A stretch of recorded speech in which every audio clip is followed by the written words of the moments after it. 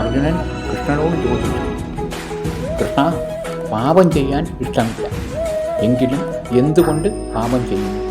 കൃഷ്ണൻ പറഞ്ഞു, അർജുന, കാമ ഏഷ ക്രോധേഷ രജോ ഗുണ സമുദ്ഭവ മഹാശാനോ മഹാപാപമാ അവിദ്യേന മിക വൈരിണിയും. കൃഷ്ണൻ പറഞ്ഞു, അല്ലയോ അർജുന, കാമമാണ് അതിന് കാരണം. കാമം രജോ ഗുണത്തിൽ നിന്നും ഉത്ഭവിക്കുന്നു. തന്ത്രപ്രധാനമായ ഇന്ദ്രിയങ്ങൾ, മനസ്സ്, ബുദ്ധി ഇവയാണ് കാമത്തിൻ്റെ ഇരിപ്പിടം.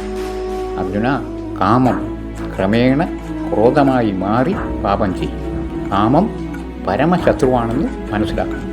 കൃഷ്ണൻ ചെറുപുഞ്ചിരിയോടെ, കൈക്കരുത്തുള്ളവനെ അഥവാ കഴിവുള്ളവനെ, നീ നിന്റെ പരമശത്രുവിനെ നിയന്ത്രിക്കണം. നീ ആരാണ്? ആത്മാവാണെന്ന്, ജീവൻ്റെ മനോഭാവം സേവനമാണെന്ന് അറിയണം. അത് ഇന്ദ്രിയ സുഖങ്ങൾക്ക് വേണ്ടി ഉപയോഗിക്കുമ്പോൾ അത് കാമമായി മാറും.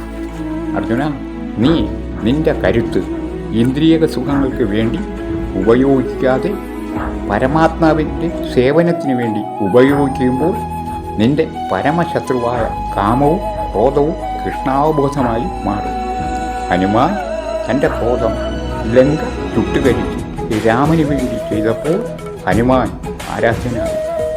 സ്വാതന്ത്ര്യ സമരത്തിൽ പങ്കെടുത്ത് വീരമൃത്യു വരിച്ചവർ മഹാത്മാക്കളായി.